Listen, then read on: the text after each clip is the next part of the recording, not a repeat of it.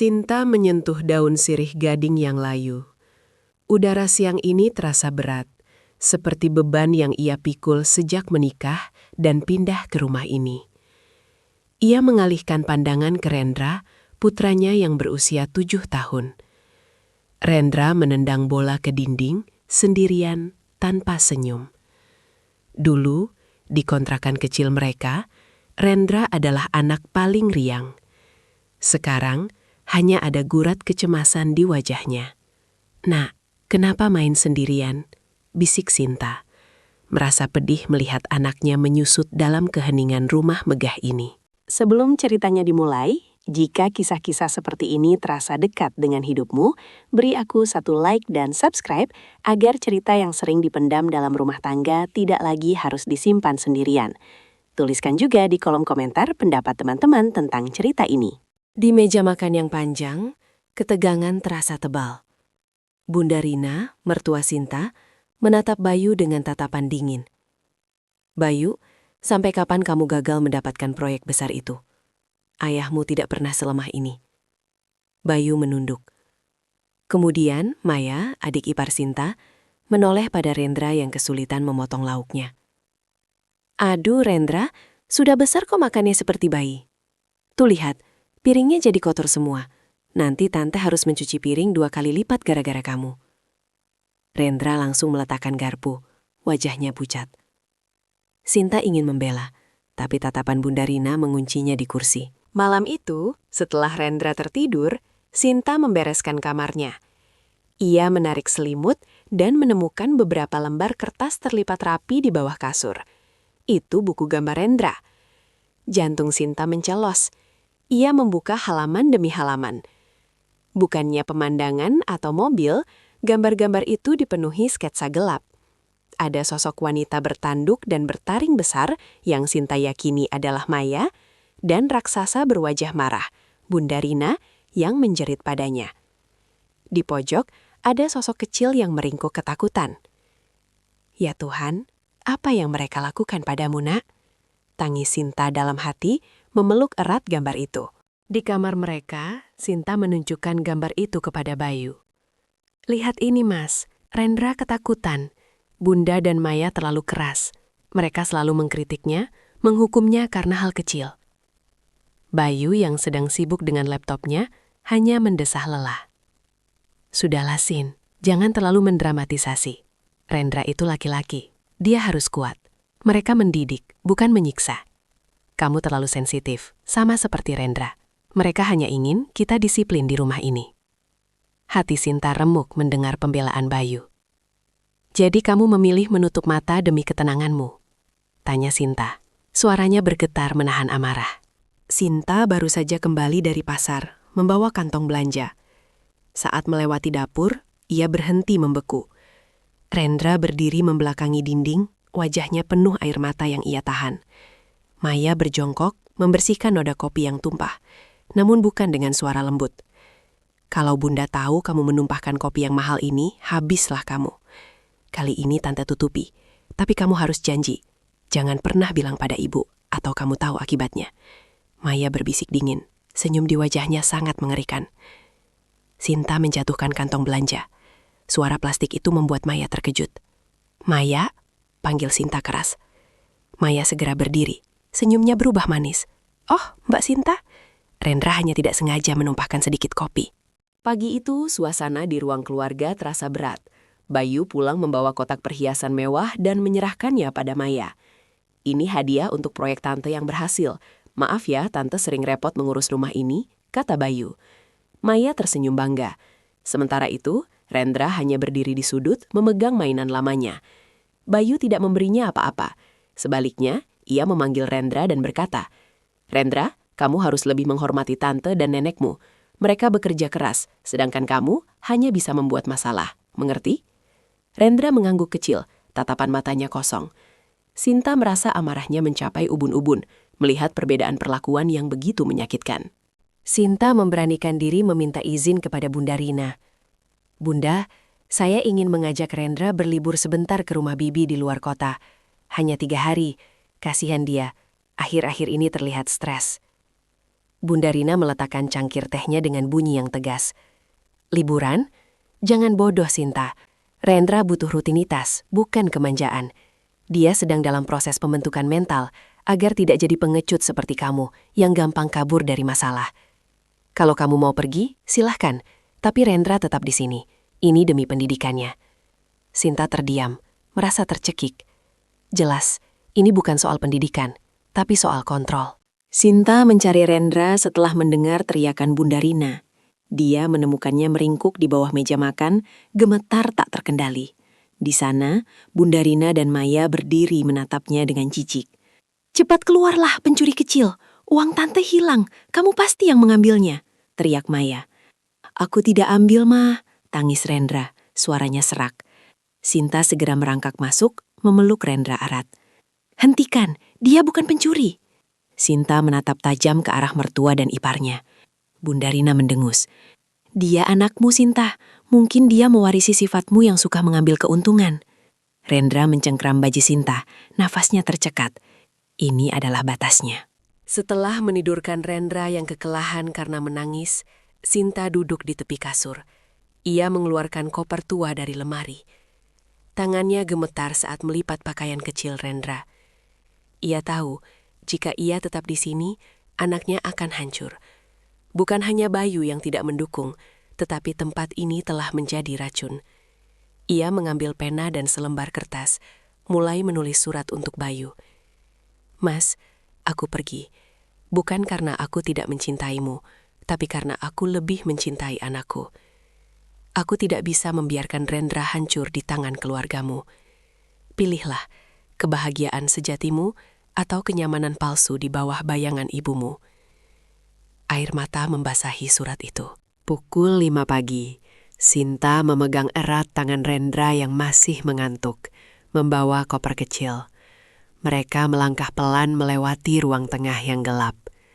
Jantung Sinta berdebar kencang, takut membangunkan Bunda Rina. Tepat ketika mereka mencapai pintu depan, sebuah suara menghentikan mereka. "Sinta, mau kemana kalian?"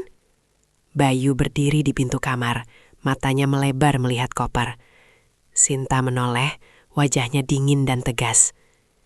"Kami pergi, Mas. Aku sudah tidak tahan lagi." Bayu berjalan cepat, meraih tangan Sinta. "Apa-apaan ini? Pulang, jangan bertindak bodoh." Sinta menarik tangannya dengan kasar. "Aku tidak bertindak bodoh. Aku menyelamatkan anakku." Sinta berbisik tajam, menahan suaranya agar tidak didengar oleh Bunda Rina. "Kamu bilang mereka mendidik. Lihat anakmu, Mas. Dia takut pada neneknya. Dia takut pada tantenya. Dia menggambar monster karena dia hidup di neraka di rumah ini. Aku sudah tunjukkan gambarnya padamu, tapi kamu lebih memilih membelikan perhiasan untuk adikmu daripada melindungi darah dagingmu sendiri." Rendra menangis, memeluk kaki Sinta. Bayu terdiam, melihat mata Rendra yang penuh ketakutan. Untuk pertama kalinya, keraguan muncul di wajahnya. "Tunggu, Sin. Beri aku waktu bicara pada ibu," pinta Bayu. Suaranya sedikit memohon. Sinta menggeleng kuat. "Tidak, Mas. Aku sudah menunggu terlalu lama. Setiap detik Rendra di sini, jiwanya semakin sakit. Aku tidak bisa menukar keselamatan mentalku dan Rendra dengan janji kosongmu lagi." Sinta menggendong Rendra dan mengambil kopernya. "Jika kamu ingin kami kembali, kamu tahu di mana kami berada. Datanglah sebagai suamiku dan ayah Rendra, bukan sebagai anak dari Bunda Rina. Selamat tinggal, Mas." Sinta membuka pintu, dan bersamaan dengan terbitnya matahari, mereka menghilang di balik gerbang. 3 bulan berlalu. Sinta dan Rendra tinggal di sebuah kontrakan kecil yang sederhana, tapi penuh kehangatan. Rendra sedang menggambar, kali ini penuh warna cerah. Tawa riangnya kembali. Sinta tersenyum. Inilah kebahagiaan sejati. Terdengar ketukan pelan. Ketika Sinta membuka pintu, Bayu berdiri di sana. Rambutnya sedikit acak-acakan, tapi matanya memancarkan ketulusan yang belum pernah Sinta lihat. Ia membawa tas ransel, bukan tas kantor, dan ia berdiri sendirian. "Sin, aku minta maaf. Aku sudah memilih. Aku memilih kalian. Aku baru sadar betapa egoisnya aku. Aku tinggalkan rumah itu, Sinta. Aku ingin kita membangun rumah kita sendiri. Rumah yang aman bagi Rendra. Air mata Sinta menetes. Air mata lega yang sudah lama tertahan. Sinta memeluk Bayu, membiarkan kelegaan membanjiri dirinya. Ia menarik Bayu masuk, di mana Rendra sedang memegang krayonnya. Matanya waspada. Bayu berlutut sejajar dengan mata Rendra. Nak, ayah minta maaf. Ayah pengecut. Ayah seharusnya melindungi kamu dari nenek dan tante. Ayah janji, mulai sekarang, rumah ini adalah benteng kita. Tidak ada lagi monster, nak. Hanya kita bertiga.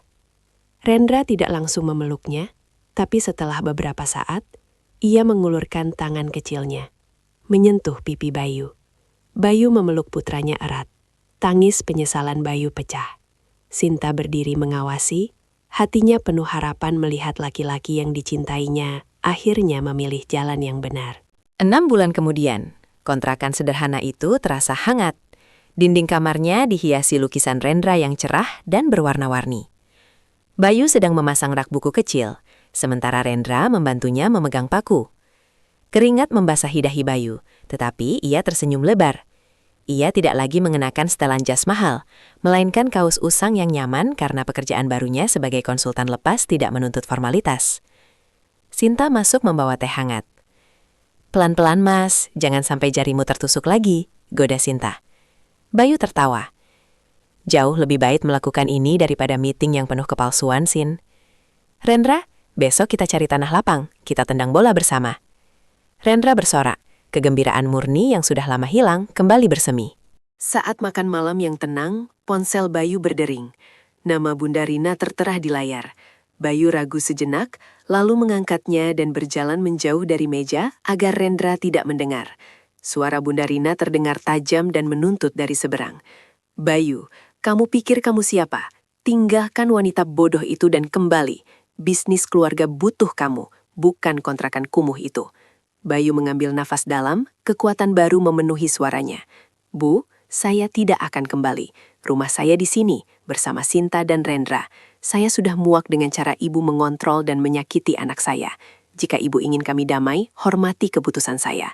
Jangan pernah lagi mengancam Rendra. Selamat malam, Bu." Bayu menutup telepon, rasa bebas memancar dari dirinya. Ia kembali ke meja dan menggenggam tangan Sinta, senyum tulus terukir di wajahnya. 1 minggu setelah Bayu menutup telepon Bunda Rina, ketenangan mereka terusik. Pagi itu, Sinta sedang menjemur pakaian di halaman belakang kontrakan. Tiba-tiba, suara klakson mobil mewah yang asing memecah keheningan. Di depan pintu, Maya berdiri dengan setelan desainer yang mahal, menatap sekeliling dengan ekspresi jijik. "Astaga, Sin. Bayu benar-benar membiarkanmu tinggal di tempat seperti ini. Dia harus segera kembali. Hidupmu tidak sebanding dengan lumpur ini." Maya melangkah mendekat, mencoba menyentuh tangan Sinta. Sinta menarik diri, matanya dingin. "Hidupku damai, Maya. Jauh lebih berharga daripada semua perhiasan yang kamu miliki. Bayu bahagia di sini. Kami tidak akan kembali." Maya mendesis, menyadari triknya tidak berhasil. Bayu akan menyesal, Sinta. Dia akan kehilangan segalanya. Sinta tersenyum tipis. Dia sudah mendapatkan yang paling penting, Maya. Keluarga yang utuh. Rendra kini bersekolah di sekolah negeri dekat rumah kontrakan mereka, tempat ia tidak pernah dibandingkan atau dihakimi. Sepulang sekolah, ia berlari masuk ke rumah, memeluk Bayu yang sedang mengetik laporan konsultasi. "Ayah, lihat ini, aku dapat bintang karena gambarku," seru Rendra bangga, menunjukkan selembar kertas. Gambarnya adalah pemandangan cerah, rumah kecil beratap merah, 2 orang dewasa, ayah dan ibu, sedang tersenyum lebar, dan ia sendiri sedang bermain bola di halaman yang dipenuhi bunga matahari. Tidak ada lagi monster atau sosok gelap. Bayu mengangkat Rendra tinggi-tinggi, air mata haru menggenang di matanya. "Ini gambar terbaik yang pernah ayah lihat, Nak. Kamu hebat." Sinta melihat adegan itu dari ambang pintu dapur, merasakan penyembuhan Rendra adalah hadiah terbesar dari keputusan mereka. Beberapa bulan kemudian, mereka harus pergi ke pusat kota untuk mengurus surat-surat penting. Untuk pertama kalinya sejak mereka pergi, Bayu memilih melewati jalanan dekat komplek lama. Ketika mobil mereka melambat di dekat persimpangan, Sinta dan Bayu sama-sama menoleh ke arah gerbang besi tinggi rumah megah itu. Rumah itu terlihat sunyi dan dingin, seperti monumen kesepian yang dibalut kemewahan. Bayu mencengkram kemudi. Dulu aku pikir keamanan ada di balik gerbang itu, Sin. Aku takut kehilangan kekayaan itu, bisik Bayu. Sinta meletakkan tangannya di lengan Bayu. Dan sekarang, tanya Sinta lembut. Bayu menoleh, senyumnya damai. Sekarang aku tahu, kekayaan sejatiku sedang tertidur pulas di kursi belakang. Kami punya segalanya di sini, di mobil tua ini, di rumah kecil kita. Mereka melanjutkan perjalanan, meninggalkan bayangan masa lalu sepenuhnya di belakang. Malam itu, Bayu masih sibuk di depan meja lipat kecil yang kini menjadi kantor konsultannya. Ia memegang ballpoint, mengoreksi draft kontrak di bawah cahaya lampu belajar yang redup. Pekerjaannya sebagai konsultan lepas memang tidak menjanjikan gaji sebesar dulu, tetapi ia merasa ringan, seolah beban bertonton yang dulu ia pikul di bawah bayangan ibunya telah hilang. Sinta mendekat, membawa secangkir kopi hitam. "Jangan terlalu keras, Mas. Besok Rendra minta ditemani bermain bola," bisik Sinta, menyentuh pundak Bayu. Bayu mendongak, matanya lelah tetapi penuh api semangat yang tulus. "Tidak apa-apa, Sin. Aku harus menyelesaikan ini. Aku ingin kita menabung. Mungkin tahun depan kita bisa membeli rumah yang lebih baik, bukan hanya mengontak. Rumah yang benar-benar milik kita." Sinta tersenyum, mengangguk. "Aku percaya padamu, Mas. Perlahan tapi pasti." Sinta duduk di lantai, menghitung pengeluaran bulanan. Uang memang terbatas. Ia harus pintar memutar otak agar kebutuhan Rendra terpenuhi tanpa membebani Bayu. Ia mengambil pulpen merah dan mencoret daftar kebutuhan yang tidak mendesak. Dulu, ia bahkan tidak pernah tahu berapa tagihan bulanan mereka, karena semuanya diurus oleh administrasi rumah Bayu. Sekarang, setiap rupiah berharga. Tiba-tiba, Rendra datang dan meletakkan 2 koin di pangkuannya. "Ibu, ini uang jajan Rendra untuk ibu beli beras," kata Rendra, matanya polos. Sinta tertegun, menahan air mata. Ia memeluk putranya erat. "Terima kasih, Nak, tapi uang ini untuk kamu jajan." Rendra menggeleng. "Tidak apa-apa, Bu. Kita sudah punya ayah dan ibu di sini. Itu sudah cukup, kan?" Sinta mencium puncak kepala Rendra. Pelajaran finansial ini terasa jauh lebih berharga daripada kekayaan yang dulu mereka miliki. Pagi itu, aroma nasi goreng sederhana memenuhi kontrakan. Rendra duduk di meja kecil, mengunyah makanannya dengan lahap, sesekali tertawa saat Bayu menceritakan lelucon konyol. Tidak ada tatapan tajam yang mengawasi, tidak ada kritik tentang cara Rendra memegang sendok. Rendra tiba-tiba menumpahkan sedikit air minumnya ke lantai. Secara refleks Sinta menegang, kenangan akan Maya yang mengancam kembali terlintas. Namun Bayu hanya tersenyum, mengambil up. "Ups, sedikit banjir. Tidak apa-apa, Nak. Ayo kita bersihkan bersama," kata Bayu lembut. Rendra, tanpa rasa takut sedikit pun, mengambil tisu dan mencoba mengelapnya. "Maaf ayah," katanya riang. Sinta tersenyum lega. Ketegangan yang dulu otomatis muncul setiap kali Rendra membuat kesalahan, kini telah digantikan oleh kepercayaan dan pengampunan. Inilah benteng yang Bayu janjikan. Sudah lewat tengah malam. Kontrakan terasa dingin. Hanya diterangi lampu belajar Bayu yang redup. Bayu mengusap wajahnya, frustrasi. Ia baru saja kehilangan 1 klien potensial, karena ia menolak memberikan komisi yang tidak etis. Sesuatu yang dulu ia lakukan dengan mudah, di bawah naungan bisnis ibunya. Ia menoleh ke Sinta yang duduk di sisinya, menjahit pakaian Rendra yang robek. "Sin, terkadang aku merasa kita mundur terlalu jauh. Uang ini tidak cukup untuk menabung, apalagi membeli rumah." Sinta meletakkan jarumnya. Ia meraih tangan Bayu. Matanya penuh kelembutan. "Mas, kita tidak mundur. Kita melangkah maju. Di jalan yang benar. Dulu kamu punya uang, tapi kamu tidur dalam ketakutan. Sekarang kamu lelah, tapi kamu bebas. Kita akan mencari solusi bersama. Apa yang bisa aku bantu?" Suatu sore, saat membereskan lemari, Rendra menemukan kembali buku gambarnya yang lama, yang berisi sketsa monster Bunda Rina dan Maya. Sinta, yang sedang menyapu, menahan napas, siap menghiburnya jika ia takut. Rendra membuka halaman itu. Ia menatap gambar sosok bertanduk dan raksasa marah itu sejenak. Lalu ia tertawa kecil. "Bu, ini jelek sekali. Gambarnya tidak mirip sama sekali dengan orang sungguhan," katanya riang, mengambil krayon kuning dan menggambar bunga matahari besar menutupi wajah monster itu. "Sekarang lebih bagus kan? Tidak ada monster di rumah ini." Sinta mendekat, memeluknya erat. Air mata kebahagiaan membasahi rambut Rendra. Trauma itu telah menjadi sejarah. Bayu sedang membaca berita online saat Sinta meletakkan sepiring gorengan di sisinya. Tiba-tiba, mata Bayu terpaku pada judul utama di kolom bisnis. Itu tentang Bunda Rina. Rupanya, proyek besar yang selalu dibanggakan Maya dan dipaksakan oleh Bunda Rina ternyata bermasalah karena praktek korupsi yang terungkap. Nama Maya disebutkan dalam skandal itu. Wajah Bayu tampak sedih sesaat, namun kemudian ia menarik napas lega. Mereka jatuh, Sin. Mereka terlalu fokus pada kekuasaan, melupakan etika dan kejujuran. "Dulu, aku mungkin harus terlibat dalam hal kotor seperti ini," bisik Bayu. Sinta hanya menggenggam tangannya. Tidak ada rasa kemenangan, hanya rasa syukur bahwa mereka telah memilih keluar dari rawa-rawa kehancuran moral itu. Mereka telah memenangkan hal yang lebih besar, kedamaian. Sinta menyadari bahwa Bayu berjuang keras sendirian, sering bekerja hingga larut malam.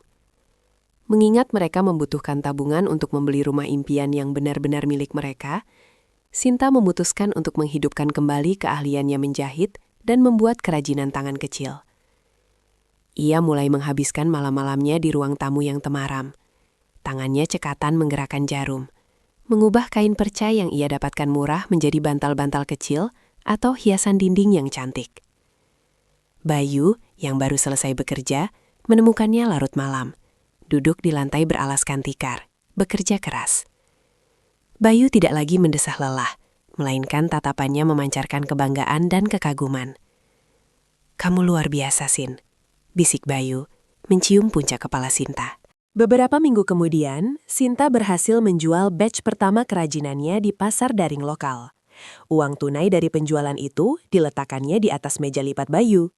Uang itu memang tidak banyak, tetapi itu adalah kontribusi pertamanya yang diperoleh dengan keringat sendiri. Hasil dari kolaborasi mereka, bukan warisan atau kekayaan mertua. Saat Sinta menunjukkan jumlah uang itu, Bayu terdiam. Kemudian matanya berkaca-kaca. Ia menarik Sinta ke pelukan erat. "Terima kasih sayang, kita benar-benar tim yang kuat sekarang," bisik Bayu, menahan emosi. Rendra yang sedang bermain mobil-mobilan langsung berlari dan memeluk kaki mereka. Mereka tertawa. Rasa syukur atas kolaborasi ini terasa manis dan murni, jauh melebihi nilai nominal uang yang mereka dapatkan. Setahun kemudian, berkat kerja keras Bayu sebagai konsultan lepas yang menjunjung etika dan ketekunan Sinta dalam berwirausaha kecil, mereka akhirnya bisa membeli sebidang tanah kecil di pinggiran kota, jauh dari ingar-bingar kompleks Bunda Rina. Tanah itu masih kosong dan berumput, tetapi saat mereka berdiri di sana bersama Rendra, memandang matahari terbenam yang memukau, mereka merasakan fondasi yang kokoh, dibangun di atas kejujuran dan cinta. Rendra berlari riang di tanah berumput itu, kegembiraannya tak terbendung. "Ayah, di sini kita akan membangun rumah benteng kita kan, yang ada lapangan bolanya?" tanya Rendra, matanya bersinar penuh janji. Bayu dan Sinta saling berpegangan tangan, senyum kelegaan dan harapan terpancar di wajah mereka. Masa lalu adalah pelajaran, masa depan yang damai dan jujur adalah milik mereka. Beberapa minggu kemudian, mereka kembali ke sebidang tanah itu. Bayu membawa kertas sketsa dan meteran. Mereka duduk di atas tikar, merencanakan tata letak rumah masa depan mereka. Bayu tampak bersemangat, mengukur dan menghitung. Sinta menyarankan agar dapur menghadap ke timur, agar mendapat sinar matahari pagi. Rendra, yang kini berusia 9 tahun, dengan serius menunjuk sebuah area di sketsa. "Ayah, kamar Rendra harus punya jendela besar yang menghadap ke lapangan bola itu, agar Rendra bisa melihat ayah dan ibu dari dalam," serunya. Sinta dan Bayu saling pandang, senyum tulus memenuhi wajah mereka. Fondasi rumah ini bukan terbuat dari semen, tapi dari impian bersama. 6 bulan berlalu, pembangunan dimulai. Bayu bersikeras terlibat langsung dalam proses pembangunan pondasi, ingin memastikan setiap batu bata diletakkan dengan kejujuran. Ia mengenakan sarung tangan kerja, wajahnya kotor oleh debu dan keringat, jauh dari citra eksekutif yang pernah ia kenakan. Rendra sering datang bersama Sinta sepulang sekolah, mengenakan helm kecil untuk membantu. Saat Bayu sedang memanggul semen, Rendra berteriak, "Ayah kuat!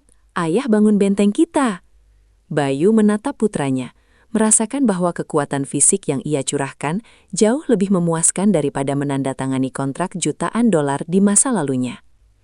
Sinta berdiri di kejauhan, memandang suaminya yang telah berubah. Pria yang ia cintai telah kembali, utuh dan jujur. 2 tahun setelah mereka meninggalkan rumah megah yang dingin itu, Sinta, Bayu, dan Rendra akhirnya memasuki rumah baru mereka. Rumah itu kecil, dengan atap merah persis seperti yang digambar Rendra, dan cat tembok berwarna krem yang hangat. Jendela besar di kamar Rendra benar-benar ada. Sinta menggantungkan lukisan-lukisan Rendra yang cerah di ruang tamu. Bayu berdiri di belakang mereka, memeluk Sinta dan Rendra erat-erat. Matanya berkaca-kaca melihat kedamaian yang mereka ciptakan. "Ini dia," bisik Bayu, "rumah kita, benteng yang sesungguhnya." Rendra berlari ke halaman depan, menendang bola pertamanya di lapangan bolanya, di bawah langit sore yang cerah.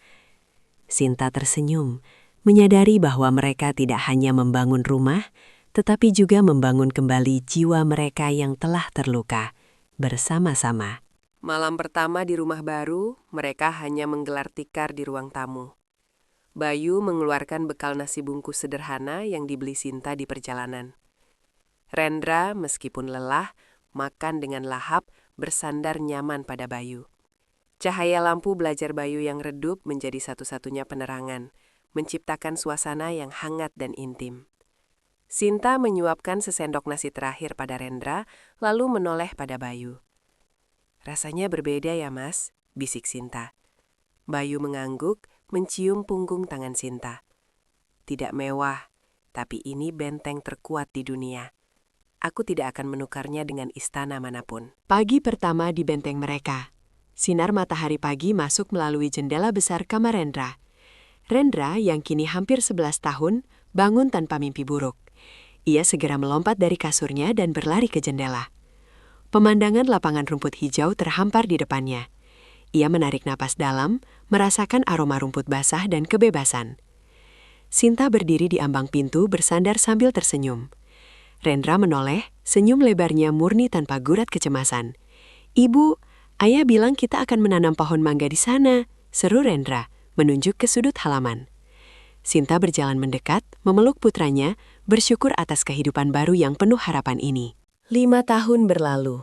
Rumah kecil beratap merah itu kini terlihat lebih matang dan asri, dikelilingi taman sayur kecil yang dirawat Sinta dan Bayu. Bisnis kerajinan Sinta kini memiliki beberapa pekerja lepas dari lingkungan sekitar, dan Bayu telah menjadi konsultan etika bisnis yang sangat dihormati. Mereka duduk di teras kecil yang baru mereka tambahkan, meminum teh. Rendra, yang kini remaja awal, sedang menyiram bunga. "Lihat, Sin," kata Bayu, memandang sekeliling. "Dulu kita mengira kekayaan adalah warisan tak terbatas. Ternyata, kekayaan sejati adalah kemampuan kita membangun kebahagiaan ini dari nol, tanpa kontrol, dengan kejujuran." Sinta meletakkan cangkir tehnya, meraih tangan Bayu, dan mereka duduk dalam keheningan yang penuh kepuasan, memandang putra mereka yang tumbuh sehat dan percaya diri. Suatu sore, Rendra, yang kini berusia 16 tahun, duduk di teras bersama Bayu. Ia sedang mengisi formulir pendaftaran universitas. Ia memilih jurusan arsitektur. "Kenapa arsitektur, Nak?" tanya Bayu, tersenyum bangga. Rendra meletakkan pulpennya dan menatap rumah mereka yang sederhana namun kokoh. "Dulu, rumah itu hanya tembok besar yang dingin. Aku ingin merancang rumah yang tidak hanya bagus secara fisik, Ayah, tapi juga aman secara jiwa. Aku ingin membangun rumah yang benar-benar menjadi benteng bagi keluarga lain, seperti rumah ini bagi kita." Bayu menahan napas, menyadari betapa dalam hikmah yang dipetik putranya. Ia menepuk bahu Rendra, matanya penuh kekaguman. Sinta sedang merapikan loteng kecil mereka, mencari kain perca lama, ketika ia menemukan kotak tua berisi kenangan Rendra. Di dalamnya, ia menemukan buku gambar lama dengan sketsa monster yang dulu membuatnya menangis. Ia membalik halaman dan melihat gambar Bunda Rina dan Maya yang dulu menakutkan. Tetapi di atas sketsa itu, Rendra telah menggambar rencana denah lantai yang kasar untuk sebuah rumah. Bayu masuk dan melihat Sinta memegang gambar itu. Matanya berkaca-kaca. Trauma itu tidak hilang, Sin, bisik Bayu. Tapi dia mengubahnya menjadi harapan. Monster-monster itu telah menjadi fondasi untuk benteng masa depannya. Sinta mengangguk, meletakkan gambar itu kembali dengan rasa damai. Bisnis kerajinan Sinta tumbuh. Mereka kini memiliki sebuah warung kecil di pasar desa, tempat Sinta menjual produknya. Dan beberapa kerajinan tangannya bahkan mulai mendapat pesanan dari kota. Pagi itu, Sinta menghitung keuntungan mingguan. Jauh lebih besar dari yang bisa ia bayangkan 5 tahun lalu. Ia tersenyum, bukan karena uangnya, tetapi karena kebebasan finansial yang didapat tanpa terikat pada intrik keluarga mertuanya. Bayu masuk, mengenakan kaos polo barunya, hadiah dari Sinta, dan mereka berpegangan tangan.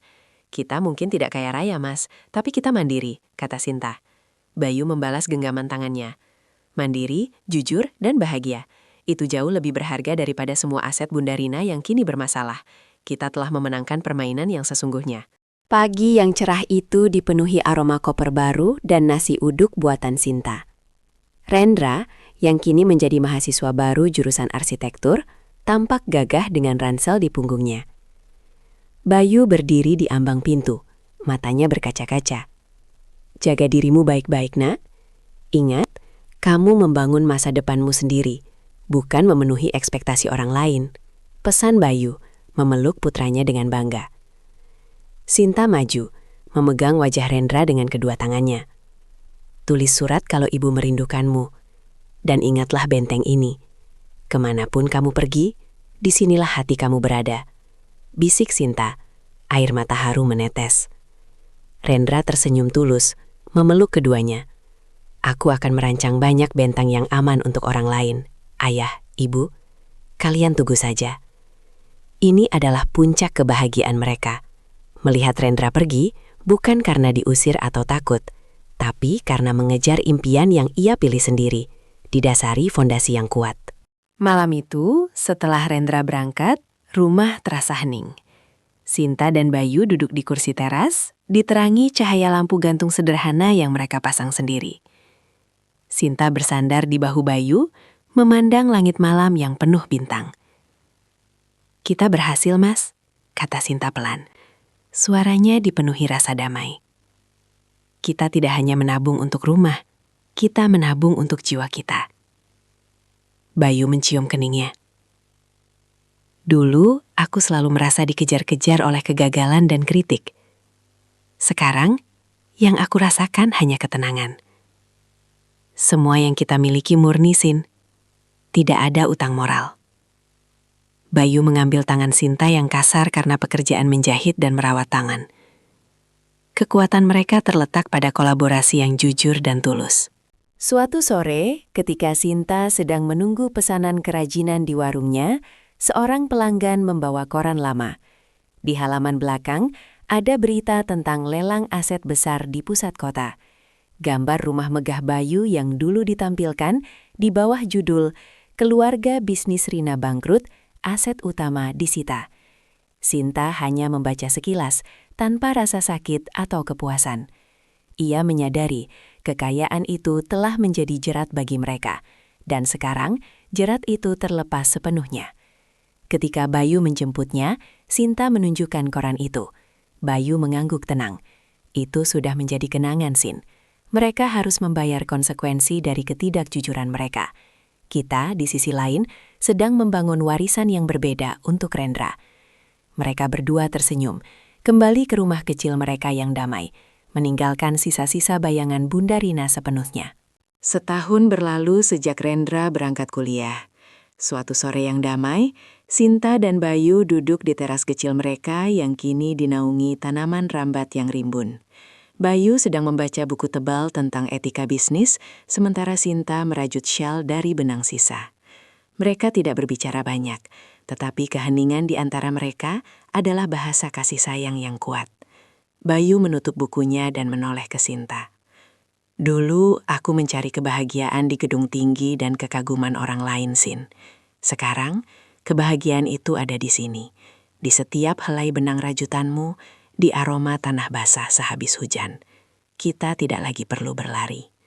Sinta meletakkan rajutannya, tersenyum dan menyandarkan kepalanya di bahu Bayu. Kedamaian ini adalah mahkota dari perjuangan mereka. Beberapa waktu kemudian, Bayu diundang ke sebuah acara di kota besar. Ia tidak lagi canggung mengenakan kaos polo, tetapi hari itu ia mengenakan kemeja batik yang rapi. Di atas panggung, ia menerima penghargaan sebagai konsultan etika bisnis paling berintegritas tahun ini. Saat memberikan pidato singkat, Bayu menatap Sinta yang duduk di barisan depan, matanya penuh haru. Integritas bukanlah soal kekayaan, melainkan soal keberanian memilih jalan yang benar, meskipun itu berarti kita harus memulai dari nol. Saya belajar itu dari istri saya dan putra saya. Pujian itu bukan tentang uang, melainkan tentang pengakuan moral, dan itu adalah kemenangan Bayu yang sesungguhnya. Bisnis kerajinan Sinta terus berkembang pesat, bahkan ia kini menjadi mentor bagi beberapa ibu-ibu muda di desanya. Mereka berkumpul di teras belakang rumah Sinta setiap sore, mengajari mereka teknik menjahit dan merajut yang rumit, sekaligus mengajarkan mereka bagaimana meraih kemandirian finansial. Sinta melihat cermin dirinya di mata mereka, semangat untuk membangun sesuatu yang murni dan jujur. "Kalian luar biasa," kata Sinta memegang tangan seorang ibu muda yang tersenyum bangga pada bantal perca pertamanya. Ini bukan lagi hanya tentang uang, tetapi tentang membangun jaringan benteng kemandirian bagi komunitasnya. 2 tahun kemudian, Rendra pulang untuk liburan musim panas. Ia membawa gulungan besar kertas gambar dari kampusnya. Saat makan malam, ia membentangkan sketsa-sketsa itu di meja. Itu adalah rencana desain untuk rumah komunitas anak yang ia rancang sebagai proyek akhir tahun. Desainnya penuh jendela besar, ruang terbuka, dan lapangan bola kecil. Ini benteng untuk anak-anak yang butuh tempat aman untuk tumbuh ayah ibu, jelas Rendra, matanya bersinar. Bayu dan Sinta menatap desain itu, melihat bukan hanya keahlian arsitektur, tetapi juga bukti nyata bahwa Rendra telah sepenuhnya mengubah traumanya menjadi misi. Mereka tahu, warisan sejati mereka telah terwujud dalam diri anak mereka.